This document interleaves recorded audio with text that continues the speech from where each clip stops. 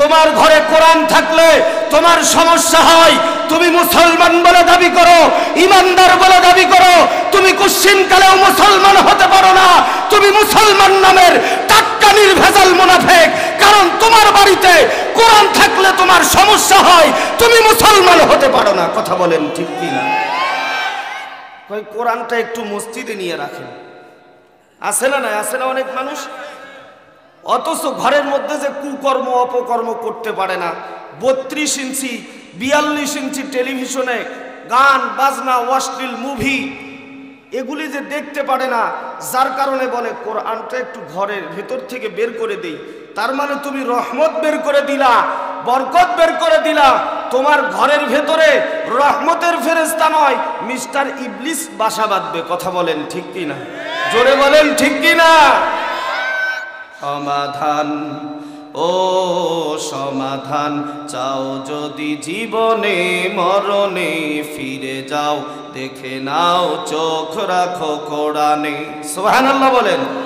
সমাধান, ও সমাধান চাও যদি জীবনে মরণে, ফিরে যাও দেখে নাও চোখ রাখো কোরআনে। তবেই পাবে সুখ শান্তির ঠিকানা, তবেই পাবে সুখ শান্তির ঠিকানা, যদি মেনে নাও তুমি মনে প্রাণে। সমাধান, ও সমাধান চাও যদি জীবনে মরণে, ফিরে যাও দেখে নাও চোখ রাখো কোরআনে, ফিরে যাও দেখে নাও চোখ রাখো কোরআনে। এ যে মহাবানী খোদারি কালামে পাক, জোরে বলেন মারহাবা। এ যে চির অম্লান চির মুক্তির ডাক, এ যে মহাবানী খোদারি কালামে পাক, এ যে চির অম্লান চির মুক্তির ডাক, এ যে মহাবানী খোদারি কালামে পাক। এই দুনিয়ায় আর সেই দুনিয়া, এই দুনিয়ায় আর সেই দুনিয়া, শান্তি পাবে তুমি দোজাহানে। সমাধান, ও সমাধান চাও যদি জীবনে মরণে, ফিরে যাও দেখে নাও চোখ রাখো কোরআনে। জোরে বলেন মারহাবা। মুসলমান ইমানদার ভাইরা রে আমার, আল্লাহ তাবারাকা ওয়া তাআলা এই দুনিয়ার জমিনে আপনাকে আমাকে পাঠায় দিয়েছেন। পাঠায় দেওয়ার পরে আল্লাহ তাআলা সঠিক রাস্তায় নিয়ে আসার জন্য আল্লাহর রাসূল সাল্লাল্লাহু আলাইহি ওয়াসাল্লামকে 30 পারা কোরআন নাযিল করে উপহার দিয়েছেন উম্মতে মুহাম্মাদীর হিদায়াতের জন্য। মুসলমান ইমানদার ভাইরা রে আমার, কোন আল্লাহর বান্দা যদি হিদায়াতের রাস্তা পেতে চায়, কোন আল্লাহর বান্দা যদি হিদায়াতের পথে চলতে চায়, তাহলে তাকে দুইটা জিনিস অনুসরণ করতে হবে। 1 নম্বর আল্লাহ তাবারাকা ওয়া তাআলার কালাম, আর 2 নম্বর বিশ্ব নবীজির সুন্নাত। জোরে বলেন সুবহানাল্লাহ। একটা ছাড়া আর একটা হবে না। যদি সুন্নাত ধরেন কোরআন ধরেন না তাহলেও হবে না। আবার যদি কোরআন ধরেন বিশ্ব নবীজির সুন্নাত ধরলেন না তাহলেও হবে না। দুইটা জিনিসের সমন্বয়ে আল্লাহ তাবারাকা ওয়া তাআলার নৈকট্য অর্জন করতে হবে। কারণ আল্লাহ তাবারাকা ওয়া তাআলা আমাদেরকে কুরবানি করার হুকুম দিয়ে দিয়েছে। এখন আমরা গরু কুরবানি করি আর ছাগল কুরবানি করি, যদি আল্লাহর রাসূলের সুন্নাত তরিকা অনুযায়ী জবাই না করি, তাহলে এই জবাই করা আমাদের নেকির কাজ হবে না, বরং গুনাহের কাজ হবে। খুব সহজ ভাষা। মনে করেন গরু কুরবানি দাসে আমরা কুরবানি জব করি বা মান্যতের পশু করি, আর আল্লাহর ওয়াস্তে এমনি ভাবেই করি না কেন? যদি বিসমিল্লাহ ছাড়া করি, তাহলে বলেন তো বৈধ জিনিস হালাল জিনিস খাওয়া কি জায়েজ হবে? বিসমিল্লাহ ছাড়াই করলাম। আবার মনে করেন খিনজির বা শুয়ার খাওয়া নাজায়েজ, এটা যদি বিসমিল্লাহ বলেও যদি মনে করেন জবাই করি, তাহলে এটা খাওয়াও কি জায়েজ হবে? কারণ তরিকা তো বিসমিল্লাহ, আল্লাহ রসুল বলেছেন বিসমিল্লাহ বলে জবাই করো, তাহলে বিসমিল্লাহ বলে আল্লাহর নাম নেই জবাই করলাম, আল্লাহর রসুল যেই নীতিমালা দেখায় দিয়েছেন সেইভাবেই জবাই করলাম। এইভাবে জবাই করার পরেও শুয়ার খাওয়া যেমন হালাল হবে না, আবার বিসমিল্লাহি আল্লাহু আকবার বলা ছাড়া গরু ছাগল যেটা জায়েজ আছে, হাঁস মুরগি, এটা জবাই করলেও খাওয়া হালাল হবে না। কথা বলেন ঠিক কিনা? এই জন্য মুসলমান ইমানদার ভাইরা রে আমার, দুইটা জিনিসের সমন্বয়ে আমল করতে হবে।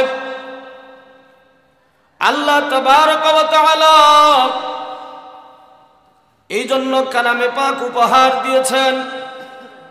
এই কালামে পাকের ভিতরে যত হুকুম আহকামাত রয়েছে, সমস্ত হুকুম আহকামাতগুলি যখন নাজিল হয়, সর্বপ্রথম আল্লাহর পয়গম্বর বিশ্ব নবীজি নিজে আমল করেছেন, তারপরে সাহাবা আজমাইনদেরকে বলেছেন।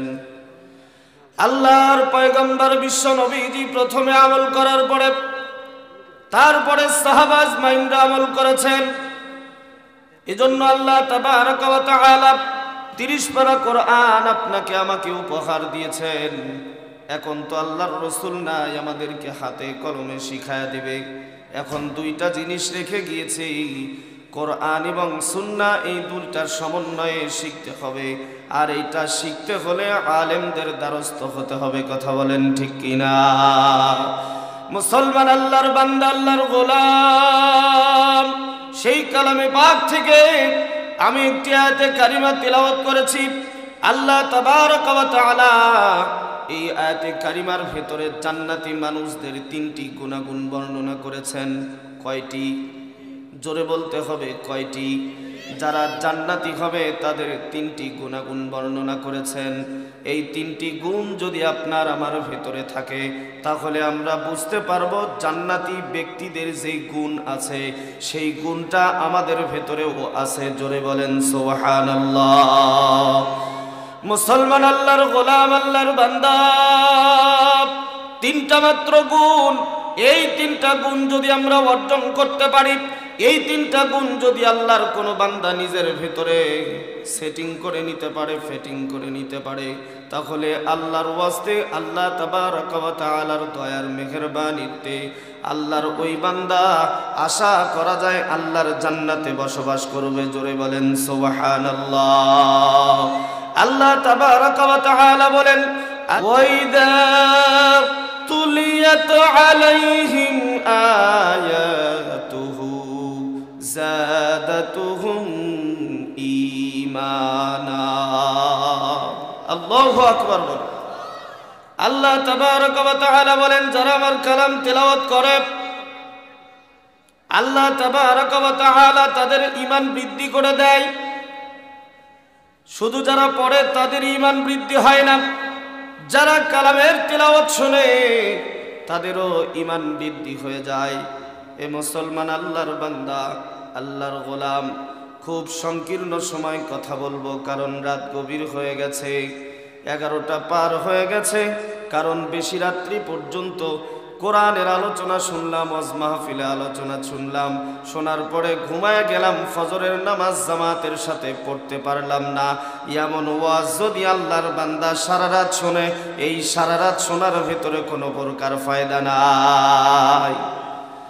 তাহলে বলতেছিলাম আল্লাহ তাবারক ওয়া তাআলার কালাম শুনলে ঈমান বৃদ্ধি পাওয়া যায়।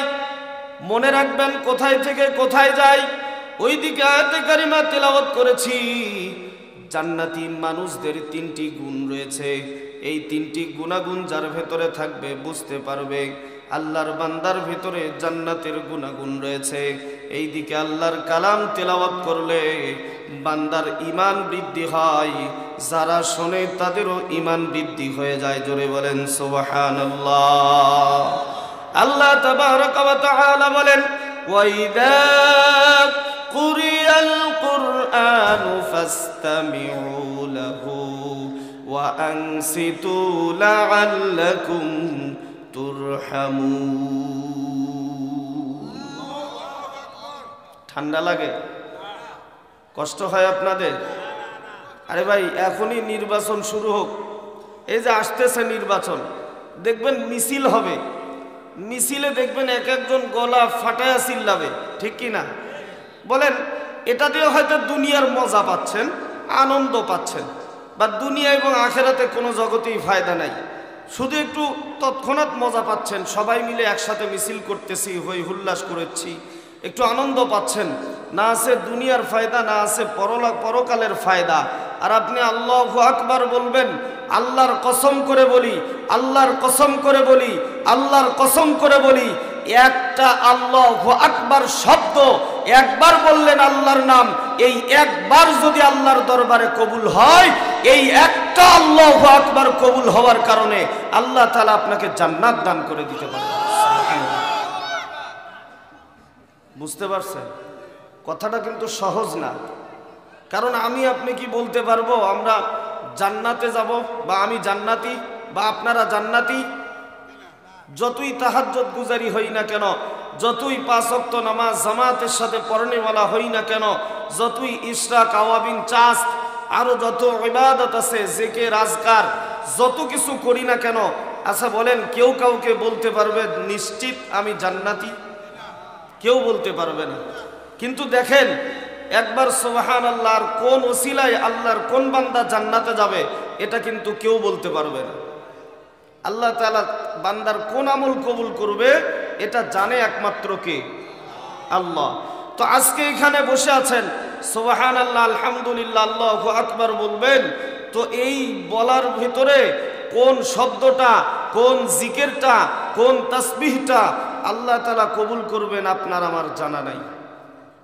কথা বলেন, কথা বলেন, আপনার আমার জানা নাই। তাহলে যেটা কবুল করবেন সেই ওসিলাই আপনাকে আমাকে আল্লাহ তাআলা জান্নাত দান করবেন। জোরে বলেন সুবহানাল্লাহ। সলমান আল্লাহর বান্দা ১৫০০ বছর আগে নাজিল হয়েছে, ১৫০০ বছর পরে আমি আপনি তিলাওয়াত করতেছি কোরআন। এমন একটি কিতাব, এটা কখনো পুরাতন হয় না। সুবহানাল্লাহ বলেন। দুনিয়াতে যত কিতাব রয়েছে 1 বছর পর, 2 বছর পর, 3 বছর পর সেটা সংস্কার করতে হয়, কিছু কেটে ফেলে দিতে হয়, আবার কিছু ভেতরে ঢুকাইতে হয়। প্রত্যেক বছর বা 2 বছর পর পর প্রত্যেকটা বই, প্রত্যেকটা সাহিত্যিকের লেখা বই, যেটা যে কোনো সাবজেক্ট হতে পারে, ফিজিক্স, কেমিস্ট্রি, আরও যত সাবজেক্ট রয়েছে সমস্ত সাবজেক্টগুলি প্রতি বছরই সেটা সংস্কার করা হয়, কিছু কাটছাট করা হয়। কিন্তু আল্লাহ তাবারাকা ওয়া তাআলা আজ থেকে ১৫০০ বছর আগে এই কোরআন নাজিল করেছে দুনিয়ার ভেতরে। মুসলমান ইমানদার ১৫০০ বছর হয়ে গেল, ১৫০০ বছর পরে এসে আমি আপনি যখন কোরআন তেলাওয়াত করতেছি, হুবাহুব দেখতেছি, ওই সময়কার প্রেক্ষাপট আলাদা ছিল, পরিবেশ আলাদা ছিল, সময়টা আলাদা ছিল। মনে হয় ওই সময়ের জন্যই এটা নাজিল করেছিল, কিন্তু না, আজকে আমি আপনি এই কোরআন তেলাওয়াত করে মনে করতেছি এই সময়ই মনে হয় আল্লাহ তাআলা এই প্রেক্ষাপটের ওপরে চিন্তা করে আল্লাহ কোরআন নাজিল করেছে। জোরে বলেন সুবহানাল্লাহ। মুসলমান কিয়ামতের আগ পর্যন্ত আরো ১৫০০ বছর পরে, অথবা কিয়ামতের আগেও যদি আল্লাহর কোন বান্দা এই কোরআন তেলাওয়াত করে, ওই সময়ও তার কাছে মনে হবে আল্লাহ তাআলা মনে হয় বর্তমান প্রেক্ষাপট বুঝেই দুনিয়ার ভেতরে কোরআন নাজিল করেছে। তার মানে কিয়ামত হয়ে যাবে, এই কোরআন কখনো নতুন হবে না, সংস্কারের প্রয়োজন হবে না, এই কোরআনের ভেতরে কাটছাট করা লাগবে না, এই কোরআনের কোনো কথা পুরাতন হবে না, কোনো কথা অ্যানালগ যুগের হবে না। এই কোরআন সদা সর্বদা কিয়ামত পর্যন্ত নতুন থাকবে। যখন যে অবস্থায় আল্লাহর বান্দা তেলাওয়াত করবে মনে হবে এই কোরআন হইতেছে নতুন একটি কিতাব। জোরে বলেন সুবহানাল্লাহ। সমাধান, ও সমাধান চাও যদি জীবনে মরণে, ফিরে যাও দেখে নাও চোখ রাখো কোরআনে। সুবহানাল্লাহ বলেন। সমাধান, ও সমাধান চাও যদি জীবনে মরণে, ফিরে যাও দেখে নাও চোখ রাখো কোরআনে। তবেই পাবে সুখ শান্তির ঠিকানা, তবেই পাবে সুখ শান্তির ঠিকানা, যদি মেনে নাও তুমি মনে প্রাণে, সমাধান ও সমাধান চাও যদি জীবনে মরণে, ফিরে যাও দেখে নাও চোখ রাখো কোরআনে, ফিরে যাও দেখে নাও চোখ রাখো কোরআনে। এ যে মহাবাণী খোদারি কালামে পাক, জোরে বলেন মারহাবা। এ যে চির অম্লান চির মুক্তির ডাক, এ যে মহাবাণী খোদারি কালামে পাক, এ যে চির অম্লান চির মুক্তির ডাক, এ যে মহাবাণী খোদারি কালামে পাক। এই দুনিয়ায় আর সেই দুনিয়া, এই দুনিয়ায় আর সেই দুনিয়া, শান্তি পাবে তুমি দোজাহানে। সমাধান ও সমাধান চাও যদি জীবনে মরণে, ফিরে যাও দেখে নাও চোখ রাখো কোরআনে। জোরে বলেন মারহাবা। ওয়াইদা কুরিয়াল কুরআনু ফাসতামিউ লাহু ওয়া আনসিতু লাআল্লাকুম তুরহামুন।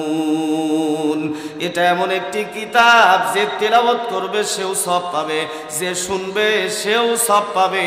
এই কোরআনের সংস্পর্শে আল্লাহর যত বান্দা থাকবে, আল্লাহ তাআলা এই কোরআনকে এমন একটা ক্ষমতা দিয়েছে, কাল কিয়ামতের দিনে শাফায়াত করে আল্লাহর জান্নাতে পৌঁছায় দেওয়ার ক্ষমতা রাখে। জোরে বলেন সুবহানাল্লাহ। এই কোরআন রহমতের ভান্ডার, এই কোরআন বরকতের ভান্ডার।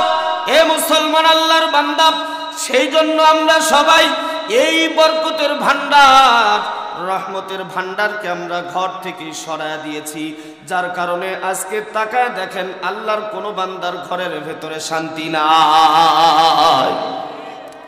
তাকায় দেখেন বারে আকসার বাড়িতে, অর্থাৎ বেশিরভাগ মানুষের বাড়িতে কোরআন পাওয়া যাবে না।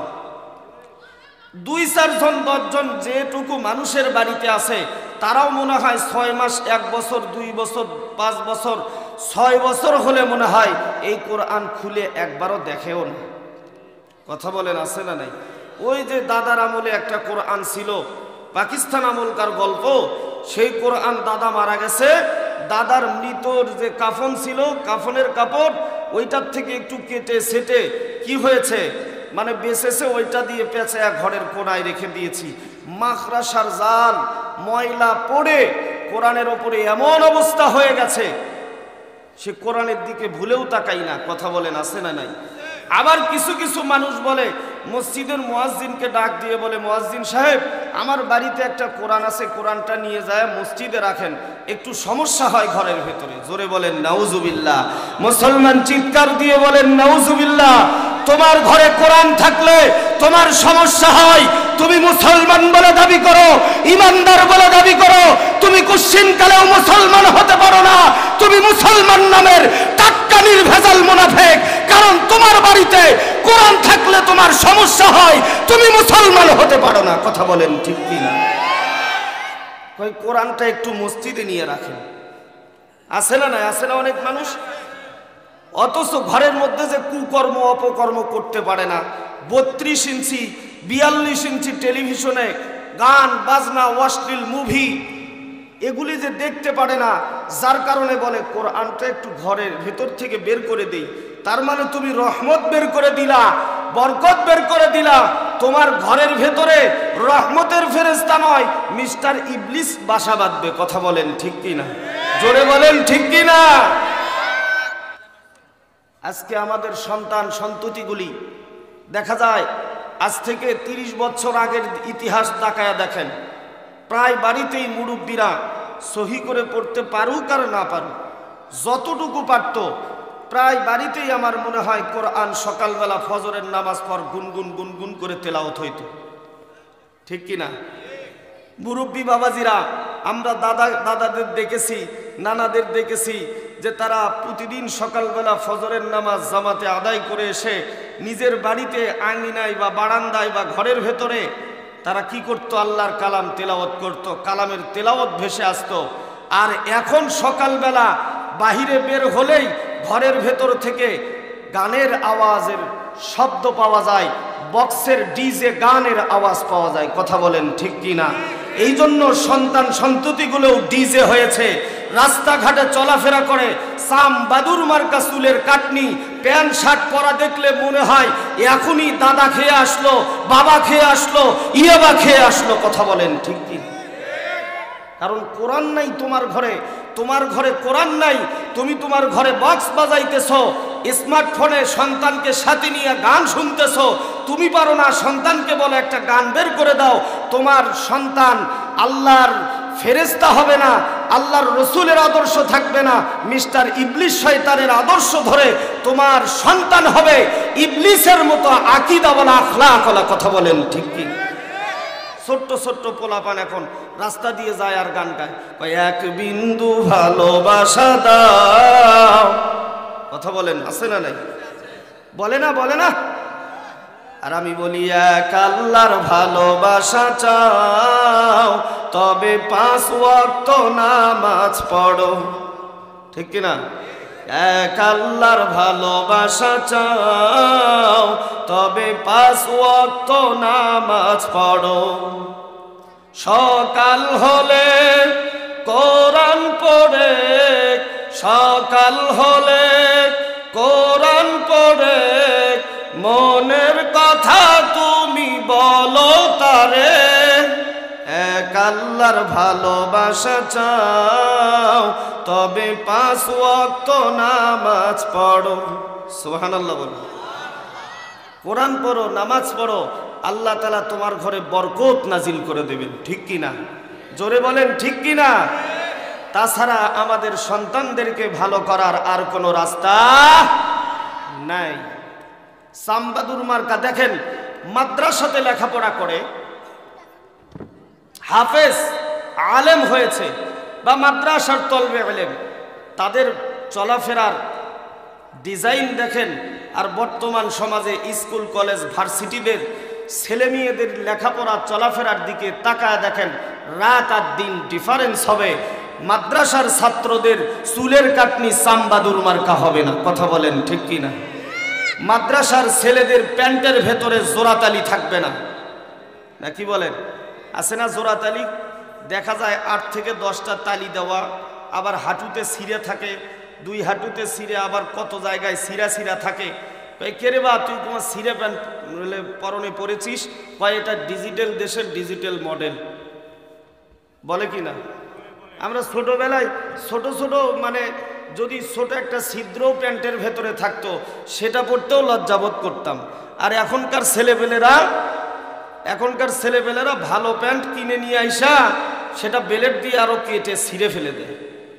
মানে ছিঁড়ে প্যান্টের মডেল এখন বর্তমান। ঠিক কিনা? কষ্ট পাচ্ছেন আপনারা? রাগ করতেছেন? আলোচনা শুনবেন তো ইনশাআল্লাহ?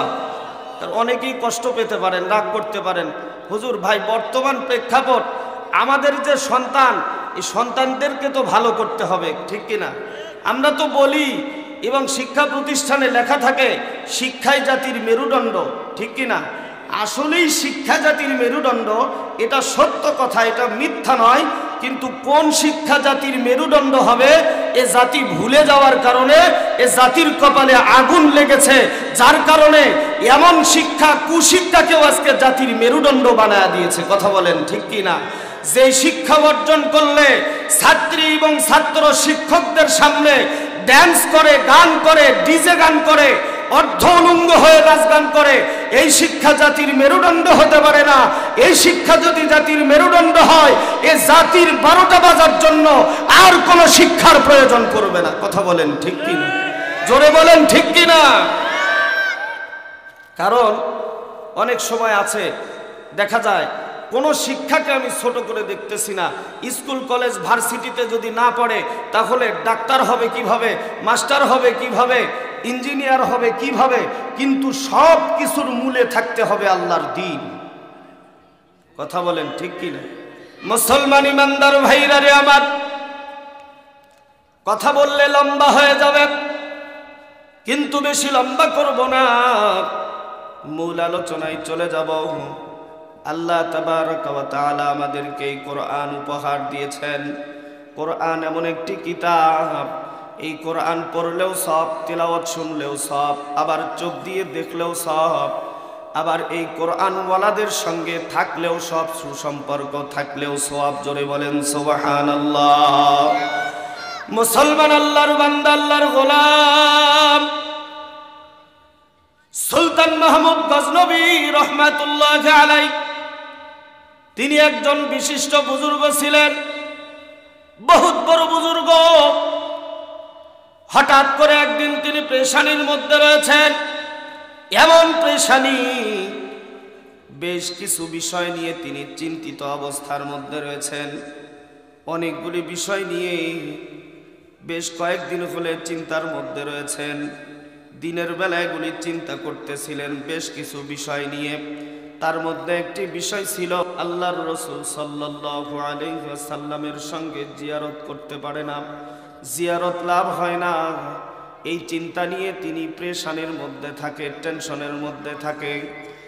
এই অবস্থার মধ্যে সুলতান মাহমুদ গজনবী, রাত হয়ে গেছে, মনের ভেতরে চিন্তা চলে আসলো, আমি একটু আমার গ্রামের মহল্লার রাস্তাঘাট অলিতে গলিতে একটু হাঁটাচারি করব, পায়চারি করব। সুলতান মাহমুদ গজনবী রাস্তা দিয়ে হাঁটতেছিলেন গ্রাম এবং মহল্লার ভিতরে। রাস্তা দিয়ে হাঁটতে হাঁটতে এক পর্যায়ে সুলতান মাহমুদ গজনবী রহমাতুল্লাহি আলাইহির নজর গেল দূরে এক বাড়ির কোণার দিকে। সুলতান মাহমুদ তাকায় দেখেন, ছোট্ট একটি আল্লাহর বান্দা ঘরের কোণায় দাঁড়ায় কি যেন পড়তেছে, কি যেন তিলাওয়াত করতেছে। দূর থেকে দেখা যায় না ভালো মতে, দূর থেকে আওয়াজও তেমন ভাবে শুনতে পাচ্ছে না। সুলতান মাহমুদ গজনবী রহমাতুল্লাহি আলাইহি হাঁটি হাঁটি পা পা করে ওই ঘরের দিকে, ওই বালকের দিকে চলে গেলেন, ছোট্ট আল্লাহর বান্দার দিকে চলে গেলেন। আস্তে আস্তে হাঁটি হাঁটি পা পা করে যখন কাছে চলে গেলেন, দেখলেন আল্লাহর বান্দা, ছোট্ট গোলাম, আল্লাহর ওই বান্দা আল্লাহ তাবারক ওয়া তাআলার কালামে পাক তিলাওয়াত করতেছে। জোরে বলেন সুবহানাল্লাহ। মুসলমান, আল্লাহর বান্দা সুলতান মাহমুদ গজনবী ওই ছোট্ট বালককে ডাক দিয়ে বলতেছে, ও আল্লাহর বান্দা, আল্লাহর গোলাম, তুমি এই জায়গার ভেতরে কেন কোরআন তেলাওয়াত করতেছো? কি কারণে কোরআন তেলাওয়াত করতেছো? তোমার তো কোরআন তেলাওয়াত করার একটা জায়গা আছে। বলে কোন জায়গা? ওই যে মসজিদ ঘর রয়েছে, ওই মসজিদের ভেতরে সুন্দর মনোরম পরিবেশ রয়েছে, সেখানে গিয়ে তেলাওয়াত করতে পারো। মসজিদ একটা পবিত্র জায়গা, সেখানে তেলাওয়াত করতে পারো। কিন্তু তুমি মসজিদের ভেতরে যাও নাই, এই ঘরের কোণার ভেতরে কেন তুমি তেলাওয়াত করতেছো? কারণটা কি? আল্লাহর বান্দা, ছোট্ট আল্লাহর বান্দা ছিলেন তলবে ইলম। ছোট্ট আল্লাহর বান্দা জবাব দিয়ে বলে, ওগো পতি, মুসলমান, আল্লাহর বান্দা, আল্লাহর গোলাম সুলতান মাহমুদ গজনবী ডাক দিয়ে বলতেছেন, ওগো আল্লাহর বান্দা, আল্লাহর গোলাম, তুমি কেন এখানে কোরআন তেলাওয়াত করতেছো? কারণটা কি? তুমি তো মসজিদের ভিতরে তেলাওয়াত করতে পারতা। ছোট্ট আল্লাহর বান্দা ডাক দিয়ে বলে, ওগো আল্লাহর বান্দা পতি, মসজিদের ভেতরে তেলাওয়াত করলে ভালো হতো, সেটা আমিও জানি। মসজিদ আল্লাহর ঘর, পবিত্র স্থান এবং পবিত্র জায়গা। মসজিদের ভেতরে তেলাওয়াত করতে পারতাম, এটা আমার জন্য অনেক ভালো ছিল। কিন্তু তেলাওয়াত করতে পারি নাই একটা মাত্র কারণ, ওই মসজিদের ভেতরে আলোর কোনো ব্যবস্থা নাই, বাতির কোনো ব্যবস্থা নাই, যার কারণে কোরআন তেলাওয়াত করতে পারতেছি না, কোরআন তেলাওয়াত করতে পারতেছি না মসজিদের ভেতরে। এই যে ঘর, এই ঘরের কোণা দেখেন, সুলতান মাহমুদ গজনবীকে ডাক দিয়ে বলতেছেন, ওই যে জানালার দিকে তাকান, ওই জানালার দিকে ওই ছিদ্র দিয়ে একটু আলোর ব্যবস্থা রয়েছে, ওই আলো, ওই ছিদ্র দিয়ে যেই আলো আসতেছে, ওই আলো দিয়ে আমি আল্লাহর কালামের সবক তেলাওয়াত করতেছি, সবক ইয়াদ করতেছি। কারণ আগামীকাল আমার ওস্তাদকে, আমার হুজুরকে সবক দিতে হবে, না হলে হবে না। যার কারণে কষ্ট করে আমি ওই জানালার ছিদ্র দিয়ে যেই আলো আসতেছে, ওই আলোটা দিয়ে সবক তেলাওয়াত করতেছিলাম। এই সবক পড়ে আমি আগামীকাল আমার ওস্তাদকে শোনায় দিব। সুলতান মাহমুদ গজনবী ছোট্ট তলবে আলেমকে ডাক দিয়ে বুকের ভেতরে জড়ায় ধরলেন, দুই গালে দুইটা চুমা খাইতেছিলেন। আল্লাহর বান্দা, ও মুসলমান ইমানদার ভাইরা রে আমার, দুই গালে দুইটা চুমা দিয়া কাছে জড়া নিয়ে বুকের ভেতরে লাগায় দিলেন। সুলতান মাহমুদ ডাক দিয়ে বলতেছেন, ওগো আল্লাহর ছোট্ট বান্দা তলবে আলেম, আমি তোমাকে ওয়াদা দিলাম আজ থেকে তোমার কোরআন পড়তে যত আলোর ব্যবস্থা লাগবে, এই আলো ব্যবস্থা করতে গিয়ে যত খরচ হবে, আমি সুলতান মাহমুদ তোমাকে ওয়াদা দিলাম আমার পক্ষ থেকে আমি তোমাকে দিয়ে দেব। জোরে বলেন সুবহানাল্লাহ। মুসলমান চিৎকার দিয়ে বলেন সুবহানাল্লাহ। সুলতান মাহমুদ গজনবী এই কথা বলার পরে ওখান থেকে বিদায় নিয়ে চলে গেলেন। ভারাক্রান্ত মন নিয়ে, মাথার ভেতরে চিন্তা, গলিতে গলিতে ঘোরাঘুরি করেছেন, এইভাবে বাড়িতে চলে গেছেন। বাড়িতে যাওয়ার পরে সমস্ত হাজত, সমস্ত কার্যক্রম শেষ করার পরে আল্লাহর বান্দা, আল্লাহর গোলাম সুলতান মাহমুদ গজনবী রহমাতুল্লাহি আলাই বিছানায় চলে গেছেন, ঘুমের ঘরে চলে গেছেন। আল্লাহর বান্দা, আল্লাহর গোলাম, আল্লাহর ওলি সুলতান মাহমুদ গজনবী তিনি যখন ঘুমের ভেতরে চলে গেছেন, ঘুমের ভেতরে যাওয়ার পরে সুলতান মাহমুদ গজনবী এমন অবস্থা, সুলতান মাহমুদ গজনবী রহমাতুল্লাহি আলাই তিনি যখন বাড়িতে চলে গেলেন, সমস্ত হাজত পূর্ণ করার পরে আল্লাহর ওলি সুলতান মাহমুদ ঘুমের ঘরে চলে গেলেন। ঘুমের ঘরে যাওয়ার পরে সুলতান মাহমুদ গজনবী যখন চোখের ভেতরে ঘুম চলে আসলেন, এমন সময় ঘুম আসার সঙ্গে সঙ্গে আল্লাহর রাসূল সাল্লাল্লাহু আলাইহি ওয়াসাল্লামের জিয়ারত লাভ হয়েছে। জোরে বলেন সুবহানাল্লাহ। স্বপ্নে আল্লাহর রাসূলের সঙ্গে সাক্ষাৎ হয়ে গেছে।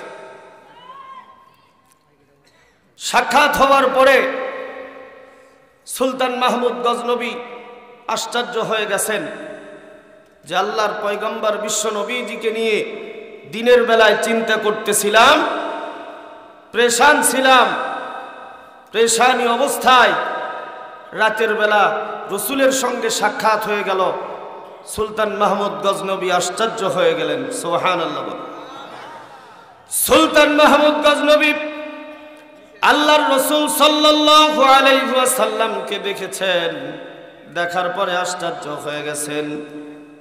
আল্লাহর পয়গম্বর বিশ্ব নবীজি ডাক দিয়ে বলেন, ওগো সুলতান মাহমুদ, আমাকে দেখে তুমি আশ্চর্য হয়ে গেছো? বলে, হ্যাঁ ইয়া রাসূলুল্লাহ, ইয়া হাবিবাল্লাহ, দিনের বেলায় আপনাকে নিয়ে আমি চিন্তা করতেছিলাম। আমি বেশ কিছুদিন হয়ে গেল আপনার জিয়ারত লাভ করতে পারি না, আপনার সঙ্গে আমার সাক্ষাৎ হয় না। এই পেরেশানির ভিতরে ছিলাম, এই চিন্তার ভিতরে ছিলাম। রাতের বেলায় আপনার সঙ্গে সাক্ষাৎ হয়ে গেল, আপনার জিয়ারত লাভ করতে পারলাম। সুলতান মাহমুদ গজনবী রহমাতুল্লাহি আলাইহি যখন রাসূল মকবুল সাল্লাল্লাহু আলাইহি ওয়াসাল্লামকে এই কথা বললেন, সঙ্গে সঙ্গে আল্লাহর পয়গম্বর বিশ্ব নবীজি সুলতান মাহমুদ গজনবীকে ডাক দিয়ে বলতেছেন, ওগো গজনবী, তুমি কি জানো আজকে তোমার সঙ্গে সাক্ষাৎ করার উদ্দেশ্য কি, কারণ কি? আল্লাহর পয়গম্বর বিশ্ব নবীজি বলার পরে সুলতান মাহমুদ গজনবী বলতেছেন, না তো আমি জানি না। আল্লাহর পয়গম্বর বিশ্ব নবীজি ডাক দিয়ে বলতেছেন, আজকে যেই কারণে তোমার সঙ্গে সাক্ষাৎ দেওয়া, ওই যে আমার কোরআনের পাখি, কোরআনের মেহমান তলবে ইলম, ওই তলবে ইলমের কাছে গিয়েছিলে, তার পড়ালেখার আলোর জন্য যেই খরচ হয়, এই খরচটা তুমি তাকে দিতে চেয়েছো, বহন করতে চেয়েছো। এই খরচ বহন করে তুমি যখন চলে আসো, ওই তলবে ইলম আমি আল্লাহ তাবারক ওয়া তাআলার কাছে দুখানা হাত তুলে দোয়া করেছে, আল্লাহ ওগো মালিক, তোমার কালাম শোনার জন্য, তোমার কালাম তিলাওয়াত করার জন্য যেই ব্যক্তি আলোর ব্যবস্থা করে দিলেন, ওগো আল্লাহ তুমি তার মনের আশাকে পূরণ করে দিও। ওই তলবে ইলম কোরআনের মেহমান, কোরআনের পাখি যখন এই দোয়াটা করলেন, আমি আল্লাহ ওই কোরআনের পাখির জবানের কথার আল্লাহ, আমি রসুল আল্লাহ তাবারক ওয়া তাআলা আমাকে ওই তলবে ইলমের দোয়ার বরকতে আল্লাহ তাবারক ওয়া তাআলা তেনার দোয়া কবুল করেছেন, যার কারণে আমি রসুল তোমার সঙ্গে জিয়ারত করতে এসেছি। জোরে বলেন সুবহানাল্লাহ। মুসলমান চিৎকার দিয়ে বলেন সুবহানাল্লাহ। মুসলমান ইমানদার ভাইরা রে আমার, তলবে ইলমের সংস্পর্শে বা তলবে ইলম কোরআন শিক্ষা করনেওয়ালা যারা কোরআন শিক্ষা করেছে, তাদেরকে সহযোগিতা করেছে, তাদের আলোর ব্যবস্থা করে দিয়েছে। এই জন্য আল্লাহর পয়গম্বর বিশ্ব নবীজি তাকে দেখা দিয়ে দিয়েছে। এই মুসলমান ইমানদার, তার মানে এই কোরআন এমন একটি কিতাব, এই কোরআনের সঙ্গে আপনি থাকবেন, এই কোরআন আপনাকে জান্নাত পর্যন্ত পৌঁছায় দেবে। জোরে বলেন সুবহানাল্লাহ। এই কোরআনের জ্ঞান যেই ব্যক্তিরা অর্জন করে, তারা আসমান এবং জমিনের ভিতরে সবচাইতে বড় সম্মানী। যা এত পরিমাণ সম্মানী, কোন তলবে ইলম যখন আল্লাহর বান্দা, আল্লাহর গোলাম যখন কোরআন তেলাওয়াত করতে থাকে, এই কোরআন তেলাওয়াতের আওয়াজ সঙ্গে সঙ্গে আসমানে চলে যায়। আসমানে যাওয়ার পরে আসমানের সমস্ত ফেরেশতারা ছোটাছুটি করতে থাকে। আসমানের ফেরেশতারা যখন ছোটাছুটি করতে থাকে, কোথায় থেকে আসতেছে এই কোরআনের তিলাওয়াত, তারা চতুর্দিকে ছোটাছুটি করতে থাকে। যেই জায়গার ভেতরে কোরআনের তিলাওয়াত আসতেছে, ওই জায়গার ভেতরে আসমান থেকে রহমতের ফেরেশতার লাইন ধরে ওই ব্যক্তির চতুর্দিকে ঘোরাও করতে থাকে। জোরে বলেন সুবহানাল্লাহ। আসমানের ফেরেশতারা চতুর্দিকে ঘোরে আর আল্লাহ তাবারক ওয়া তাআলার কাছে দোয়া করতে থাকে, আল্লাহ তোমার যেই বান্দা তোমার কালাম তেলাওয়াত করতেছে, আল্লাহ তোমার এই বান্দাকে তুমি কবুল করে নাও, মাগফিরাত দান করে দাও, ক্ষমা করে দাও। আয় আল্লাহ তাআলা তোমার পক্ষ থেকে রহমত নাজিল করে দাও। দোয়া করতে থাকে। এক পর্যায়ে কোরআন তেলাওয়াত চলতে থাকে, ফেরেশতারা এই পরিমাণ ব্যাকুল হয়ে যায়। ব্যাকুল হয়ে যাওয়ার পরে আল্লাহর বান্দার যেই জবান দিয়ে কোরআন তেলাওয়াত হয়, ফেরেশতারা ওই জবানের ঠোঁটের ভেতরে ঠোঁট লাগায়া দিয়া কোরআন তেলাওয়াতকারীর ঠোঁটের ভেতরে ঠোঁট লাগায়া দিয়া চুম্বন করতে থাকে। জোরে বলেন সুবহানাল্লাহ। মুসলমান সব এক হয়ে যাও, কোরআনের আলোকে জীবন গড়াও। মুসলমান সব এক হয়ে যাও, কোরআনের আলোকে জীবন গড়াও। রসুলুল্লাহকে নিতা মেনে, রসুলুল্লাহকে নিতা মেনে শাসন চালাও সবখানে। জীবন সুন্দর, সুখী হবে তোমার, সুখী হবে দোজাহান। জোরে বলেন মারহাবা। বলতেছিলাম, যারা কোরআন তেলাওয়াত করে তাদের ঠোঁটের ভেতরে আল্লাহ তাবারক ওয়া তাআলার ফেরেশতারা চুম্বন করতে থাকে। সুবহানাল্লাহ বলেন।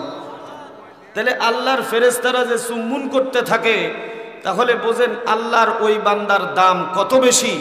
আর তাদের যে মূল্য, তাদের সাথে যারা থাকবে, তাদের সংস্রবে যারা থাকবে, তাদেরকে যারা ভালোবাসবে, আল্লাহ তাবারক ওয়া তাআলা তাদেরকেও ভালোবাসবেন, তাদেরকেও মুহাব্বত করবেন। জোরে বলেন সুবহানাল্লাহ। মুসলমান আল্লাহর বান্দা, আল্লাহর গোলাম, আল্লাহ যদি আল্লাহর কোন বান্দাকে ভালোবাসেন,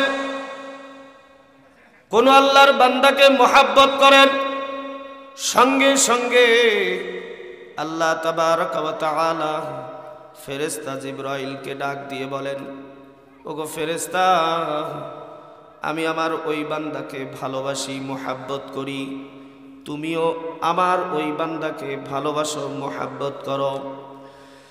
আল্লাহ তাবারক ওয়া তাআলা যখন এই হুকুম দিয়ে দেন, ফেরেশতা জিবরাইল সঙ্গে সঙ্গে আসমানের সমস্ত ফেরেশতাদেরকে ডাকে। সমস্ত ফেরেশতাদেরকে ডাক দেওয়ার পরে আল্লাহ তাবারক ওয়া তাআলার ফেরেশতা জিবরাইল ডাক দিয়ে বলেন, আল্লাহ তাবারক ওয়া তাআলা অমুক ব্যক্তিকে ভালোবাসেন, মোহাব্বত করেন, আমিও অমুক ব্যক্তিকে ভালোবাসি, তোমরাও ওই ব্যক্তিকে ভালোবাসো। সুবহানাল্লাহ বলেন।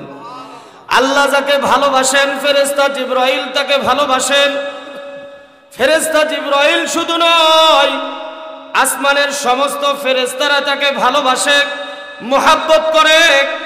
এক পর্যায়ে কিতাবের ভেতরে আসছে, ফেরেশতা জিবরাইল আসমানের ফেরেশতাদেরকে বলার পরে দুনিয়ার ভেতরে আসে, আল্লাহর যত মাখলুক আছে, যত সৃষ্টি জীব আছে, সমস্ত মাখলুককে ডাক দিয়ে বলতেছেন, ওগো আল্লাহ তাবারক ওয়া তাআলার মাখলুক, আল্লাহর সৃষ্টি, আল্লাহ তাবারক ওয়া তাআলার মাখলুক, আল্লাহ তাবারক ওয়া তাআলা ঘোষণা করেছেন অমুক ব্যক্তিকে আল্লাহ তাআলা ভালোবাসেন, অতএব তোমরাও অমুক ব্যক্তিকে ভালোবাসো। জোরে বলেন সুবহানাল্লাহ। তাহলে আল্লাহ তাবারক ওয়া তাআলার সাথে যাদের সম্পর্ক হয়েছে, যাদের আল্লাহ তাবারক ওয়া তাআলার সাথে সম্পর্ক গভীর হয়েছে, নৈকট্য অর্জন করতে পেরেছে, যারা আল্লাহ তাবারক ওয়া তাআলার নিকটস্থ অর্জন করেছে, আল্লাহ যাদেরকে মহাব্বত করে, আসমান জমিনের ভেতরে সমস্ত মাখলুক, সমস্ত সৃষ্টিগুলি আল্লাহর ওই বান্দাকে ভালোবাসে। জোরে বলেন সুবহানাল্লাহ। আল্লাহ তাবারক ওয়া তাআলা শুধু তাই নয়, কালামে পাকের ভেতরে বলেন, আলা ইন্না আউলিয়া আল্লাহি লা খাউফুন আলাইহিম ওয়ালা হুম ইয়াহজানুন। আল্লাহু আকবার বলেন। আল্লাহ তাবারক ওয়া তাআলা বলেন, যারা আমি আল্লাহ তাবারক ওয়া তাআলার বন্ধু, যারা আল্লাহ তাবারক ওয়া তাআলার কাছের বান্দা, অর্থাৎ আল্লাহ তাবারক ওয়া তাআলাকে সন্তুষ্ট করেছেন, আল্লাহ তাবারক ওয়া তাআলা যাদের উপরে খুশি আছেন, যারা নাকি আল্লাহ তাবারক ওয়া তাআলার বন্ধু, আল্লাহ তাবারক ওয়া তাআলা বলেন ওই বান্দা বান্দীদের জন্য দুনিয়া এবং আখিরাতে কোনো জগতেই চিন্তাও নাই, পেরেশানিও নাই, টেনশনও নাই। জোরে বলেন সুবহানাল্লাহ। যারা আল্লাহর বন্ধু হয়েছে, এই দুনিয়ার ভেতরে তাদের কোনো টেনশন নাই, এই দুনিয়ার ভেতরে তাদের কোনো পেরেশানি নাই। শুধু এই দুনিয়ার ভেতরেই নয়, পরলৌকিক জগতেও আল্লাহর ওই বান্দা বান্দির জন্য কোনো প্রকার ভয় নাই, কোনো প্রকার চিন্তা নাই। আল্লাহ তাবারক ওয়া তাআলা আল্লাহর ওই বান্দাকে পরকালে মাফ করে দিয়ে আল্লাহর জান্নাত দান করে দেবেন। জোরে বলেন সুবহানাল্লাহ। এখন আল্লাহর বন্ধু হতে গেলে দুইটা জিনিস লাগবে। কয়টা? জোরে বলেন কয়টা? আর প্রথমে বলেছি আল্লাহ তাবারক ওয়া তাআলার কি আছে, কালামে পাকের একটি আয়াতে কারিমা তেলাওয়াত করেছি, যেই জায়গার ভিতরে আল্লাহ তাবারক ওয়া তাআলা তিনটি গুণের কথা বলেছেন। আর এই তিনটি গুণ যার ভেতরে থাকবে বুঝতে হবে জান্নাতি মানুষদের গুণ তার ভেতরে রয়েছে। মুসলমান, আল্লাহর বান্দা, আল্লাহর গোলাম, তাহলে আল্লাহর বন্ধু হতে গেলে দুইটা জিনিস লাগবে। এইদিকে আল্লাহ তাবারক ওয়া তাআলা জান্নাতি মানুষদের তিনটি গুণ বর্ণনা করেছেন। আল্লাহ তাবারক ওয়া তাআলা কালামে পাকের ভেতরে বলেন, আল্লাযীনা ইউনফিকুনা ফিস সাররাই ওয়াদ দাররাই ওয়াল কাযিমিনা ওয়াল আফিনা আনিন নাস। আল্লাহ তাবারক ওয়া তাআলা বলেন, ওয়াল কাযিমিনাল গায়যা ওয়াল কাযিমিনাল গায়যা ওয়াল আফিনা আনিন নাস। আল্লাহ তাবারক ওয়া তাআলা বলেন, প্রথম নম্বর যেই গুণটি রয়েছে, আল্লাহর বান্দা যারা সচ্ছল অবস্থায়, অসচ্ছল অবস্থায় দুঃখে থাকুক আর সুখে থাকুক, রাতে হোক আর দিনে হোক, যে অবস্থায় থাকুক না কেন, যাদের মালকে আল্লাহর রাস্তায় খরচ করে, আল্লাহ তাবারাকা ওয়া তাআলা বলেন ওই ব্যক্তিরাই আমি আল্লাহর পছন্দনীয় ব্যক্তি। জোরে বলেন সুবহানাল্লাহ। যারা জান্নাতি হবে, জান্নাতি মানুষের গুণাগুণ হবে, তারা যদি অভাবের ভেতরেও থাকে, তারা যদি সচ্ছল অবস্থার ভেতরেও থাকে, যেই অবস্থাতেই থাকুক না কেন, তাদের সম্পদ থেকে আল্লাহ তাবারাকা ওয়া তাআলা দান করে দিবেন আল্লাহর রসুলের রাস্তায়। তার মানে আল্লাহ তাবারাকা ওয়া তাআলা বুঝাইতে চান, ওগো আমার বান্দারা, তোমরা সচ্ছল থাকো আর অসচ্ছল থাকো না কেন, তোমাদের যতটুকু সম্পদ রয়েছে, যতটুকু টাকা পয়সা আমি আল্লাহ দিয়েছি, পরিমাণে বেশি হোক আর কম হোক, যার সম্পদ বেশি রয়েছে সে বেশি দান করবে, কিন্তু তোমার সম্পদ কম, তুমি কিঞ্চিত হলেও আমি আল্লাহর রাস্তায় দান করে দাও। কারণ আমি আল্লাহ দান কবুল করনেওয়ালা, কে ইখলাসের সঙ্গে দান করতেছে সেটা আমি আল্লাহ দেখতেছি এবং অনুধাবন করতেছি। আমি আল্লাহ তাআলা দান বেশি আর কম দেখব না, আমি দেখব আমার বান্দার দিলের হালত। জোরে বলেন সুবহানাল্লাহ। তাহলে মুসলমান ইমানদার আল্লাহর বান্দা, আল্লাহর গোলাম, প্রথম নম্বর শর্ত হইতেছে কি? সচ্ছল অবস্থায়, অসচ্ছল অবস্থায় যারা নাকি আল্লাহর রাস্তায় খরচ করে, আল্লাহর রাস্তায় ব্যয় করে, এ মুসলমান ইমানদার আল্লাহর বান্দা। বাদশাহ হারুনুর রশিদ ছিলেন বিশিষ্ট একজন আল্লাহর ওলি। শুধু তাই নয়, তিনি একজন বাদশাহ ছিলেন, ধনাঢ্য ব্যক্তি ছিলেন। তেনার অর্থ সম্পদের কোনো কমতি ছিল না, কোনো লাইনে কমতি ছিল না। মুসলমান আল্লাহর বান্দা বাদশাহ হারুনুর রশিদ চিন্তা করলেন, আমি আমার নিজের অর্থায়নে আমি একটা মসজিদ ঘর করতে চাই। এ মুসলমান আল্লাহর বান্দা, আল্লাহর গোলাম, খুব খেয়াল করে শুনতে হবে, কথাগুলি খুব গুরুত্বপূর্ণ, খুব কাজে লাগবে। কারণ এই দুনিয়াটা ক্ষণস্থায়ী, এই দুনিয়াটা খুব অল্প সময়ের জন্য আমরা এসেছি। এই দুনিয়াতে কয়দিন বেঁচে থাকবো আমরা কিন্তু জানি না, এই দুনিয়ার ভেতরে কতদিন হায়াত আছে আমরা কিন্তু জানি না, কোন আল্লাহর বান্দা কোন সময় মৃত্যুবরণ করবে সেটাও কিন্তু আমরা জানি না। মুসলমান আল্লাহর বান্দা, আল্লাহ তাবারাকা ওয়া তাআলা কালামে পাকের ভেতরে বলেন, ওয়ামা তাদরি নাফসুম বিআইয়ি আরদিন তামুত, আমি আল্লাহ তাআলা তোমাদের মৃত্যুটা কোন জায়গায় কোন অবস্থায় লিখে রেখেছি তোমরা জানো না, তোমাদের জানা নাই, আমরা কিন্তু জানিও না কোন অবস্থায় মৃত্যু হবে। মৃত্যু যে হবে এটা নিশ্চিত, এটার ভেতরে কোনো প্রকার সন্দেহ নাই, এটা কেউ অস্বীকার করতে পারবে না। যাদের ঈমান নাই তারাও অস্বীকার করতে পারবে না।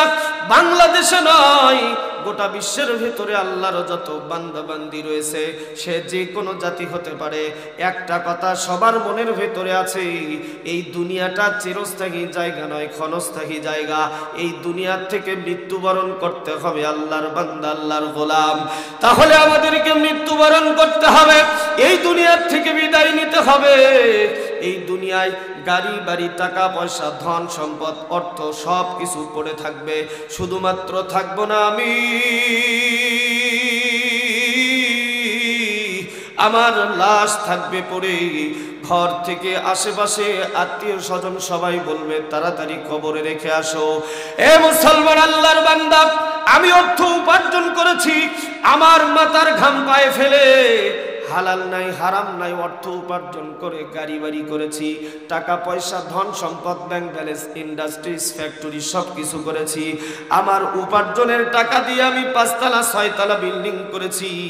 আমার থাকার রুমটা হট অ্যান্ড কুল, শীতের মধ্যে গরম, গরমের সময় ঠান্ডা। মুসলমান আল্লাহর বান্দা, এই বুকের ভেতর থেকে যদি এই মুহূর্তে প্রাণ পাখিটা বের হয়ে যায়, তাহলে ওই আমার অর্থায়নে বানানো গাড়ি, আমার বানানো বাড়ি, আমার বানানো ঘর, আমার পরিশ্রমের উপার্জিত সম্পদ দিয়ে সম্পদগুলি সবগুলি পড়ে থাকবে ওই হট অ্যান্ড কুল ঘরের ভেতরে, আমাকে আর রাখবে না। সঙ্গে সঙ্গে বলবে লাশটাকে বাড়ির বাহিরে বের করো, ঘরের বাহিরে বের করে আঙ্গিনার ভেতরে রেখে দাও। কথা বলেন ঠিক কি না? মুসলমান আল্লাহর বান্দা, সংসার করলাম আমার স্ত্রীর সঙ্গে, আমার স্ত্রীর সঙ্গে 30-40 বছর 50 বছর এত ভালোবাসা ছিল, একে অপরকে ছাড়া একটা দিন থাকি নাই, এত পরিমাণ ভালোবাসা এবং মহাব্বত। তারপরেও আমাকে ঘরের ভেতরে রাখবে না, বাহিরে রেখে দিবে, ওই যে বাঁশের খাটের ওপরে রেখে দিবে রে মুসলমান। মসজিদ থেকে যেই খাট নিয়ে আসা হবে সেই খাটের ওপরে রেখে দেওয়া হবে, একটা সাদা মার্কিন কাপড় পরায়া দিবে, দামি কোনো কাপড় দিবে না, আমার কোনো অন্য কোনো ব্যবস্থা করা হবে না রে আল্লাহর বান্দা। এ মুসলমান, দুনিয়ার ভেতরে যদি আল্লাহর বান্দা কোনো কষ্ট পায়, সেই কষ্টের ভাগীদার কিন্তু অনেক মানুষ হয়ে যায়, ঠিক কি না? মনে করেন পাশে কোনো ব্যক্তি আমাকে আঘাত করলো, আমার চাচা, আমার বাবা, আমার ভাই বিরাদার সবাই বের হবে, লাঠি নিয়ে ধর, আমার ভাইকে মেরেছে, আমার সন্তানকে মেরেছে, আমার ভাতিজাকে মেরেছে, সবাই বের হয়ে যাবে। কিন্তু মুসলমান, আপনাকে কবরের ভেতরে রেখে আসবে, শুধুমাত্র কবর, ওই কবরের ভেতরে সাদা মার্কিন কাপড় শুধু আপনার সঙ্গে যাবে, লেপের ব্যবস্থা নাই, কম্বলের ব্যবস্থা নাই, ফ্যানের ব্যবস্থা নাই, হট অ্যান্ড কুলের ব্যবস্থা নাই, কোনো আপনজন আপনার সঙ্গে যাবে না। দুনিয়ার ভেতরে কষ্ট পাইলে আত্মীয় স্বজন, পাড়া প্রতিবেশী, বন্ধু বান্ধব সবাই একটু খবর নিত, কিন্তু ওই কবর যদি আপনার আমার সঙ্গে খারাপ ব্যবহার করে,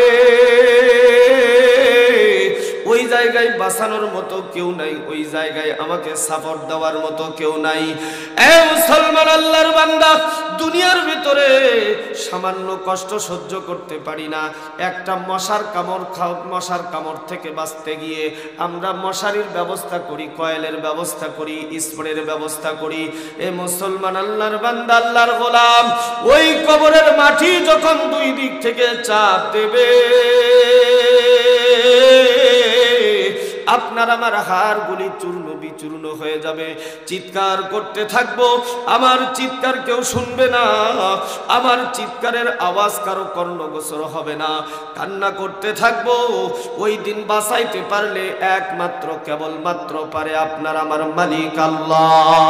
আল্লাহ ছাড়া ওই দিন কোনো বন্ধু থাকবে না।